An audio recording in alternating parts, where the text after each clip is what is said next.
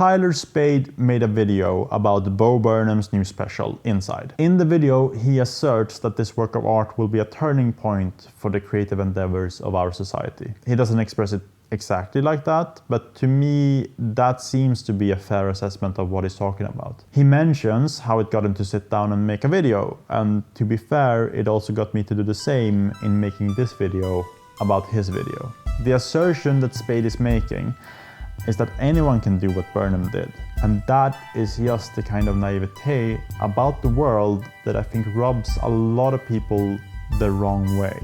So I wanted to talk about it.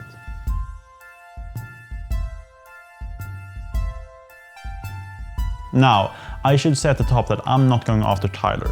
I don't know him, and I don't think that any criticism of his video should be seen as targeted against him as a person. So I want to make it abundantly clear that I have absolutely nothing against him. I'd be more than willing to chat with him about the things that I'm about to bring up just to get his take on them. But I want to question the underlying assumption that his assertion rests on. As mentioned, the message is that anyone willing to put even an ounce of creativity into their work and craft can fight over viewership online. This is just demonstrably false. There are so many barriers and thresholds that work together to stop people from making things, not just the uninspiredness that Tyler talks about. And to be clear, Tyler himself says that he's not going to pretend that everyone has the same level of time and financial backing as Bo Burnham has. But I think that even in saying that we recognize the time and the means available to someone, we're missing a lot of the bigger picture and what makes it so hard to just do things.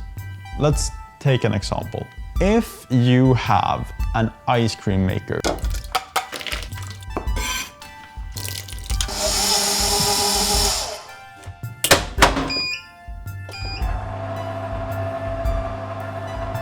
then chances are that you've used it a handful of times and then it's been sitting on a shelf somewhere for years gathering dust. And you can obviously substitute an ice cream maker for like any kind of kitchen appliance that you have, but I think that there are a couple of reasons why this happens with ice cream makers or fondue pots or mud pots or grill pans. And that is because there is a world of difference between the possession of an ice cream maker, which in theory should lift your ice cream game above the pack, and the ability to create really good ice cream. Like so good ice cream that it's worth spending the hour that it takes to prepare everything, rather than just go to the shop and get some prepackaged stuff. So even if I'm really hungry for ice cream, that doesn't really affect the time that I have to spend on making it. And it definitely doesn't affect the taste of it once it's done. And all of this affects the trust that I have in that whatever comes out the other end will be worth it to justify the time and the effort put into creating it on this end. And ice cream is not even that hard to make, even without these kinds of specialized tools. You take some cream, some milk, some berries or chocolate, and bam, ice cream. But if you either don't have the time, or you don't have the means to do something that will match your expectations, or you don't feel secure enough in that it will be worth it regardless of the first two factors, then it's a pretty big barrier to get just about anything done. If we reverse this, it becomes maybe even worse, although I'm not the person to judge that.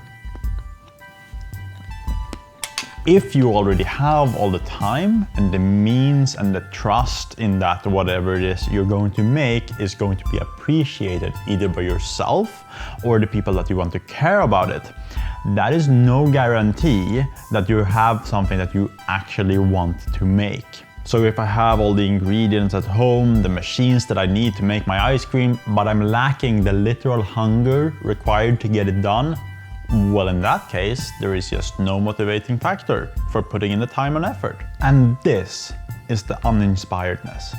This is the feeling of realizing that you have all the opportunity that you need, but simply not doing anything with it, because you don't really have that inner flame.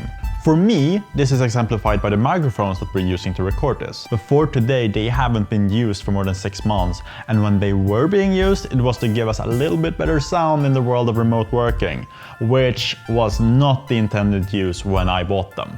So yeah, every time I look at the gear that I have, it stings. And that pain itself adds to the barrier. It gets way harder to create again if the first couple of times that you do it, it doesn't come out exactly right. Case in point, the ice cream that we made for the last section, we used the wrong kind of condensed milk, so it didn't become as sweet as I think that we wanted it to be. But I don't want to let that stop me from trying to make ice cream again. However, I know that's exactly what's stopping me from making music. And it has been for years. What more is that the gear that you can get your hands on is literally useless if you can't take the time with it and explore its actual capabilities and what you exactly want to do with it. And sometimes it turns out that what you can afford isn't actually going to cut it for you. And when you realize that, it's kind of a bad feeling. I am in the same group as Tyler. I have the things and I have the time. What I'm lacking is the hunger and the faith. The hunger to create something and the faith that it will be worthwhile. Now, as mentioned, this is not a bad take bad video. And Tyler, if you're watching, I'd honestly like to have a conversation with you about all of this, because ultimately, I agree with you. I honestly think that Inside will be a kind of tipping point for some people, maybe even a lot of them. But I think that it's very important to recognize that the people it will be a tipping point for will probably look and sound a lot like Burnham himself. Or me, or Tyler, for that matter. Even if the success of this one-man show were to push big media corporations into accepting more works of this homemade production quality, the works that make it through the filters would likely still be mostly white, and the music would still be in the styles that are heard on the Hot 100. And the cameras used would still be required to be 4K monsters that are operated by people who have had the time to learn them fully. So looping back to faith, if there is no trust that you can show off what you create, then will you ever do it?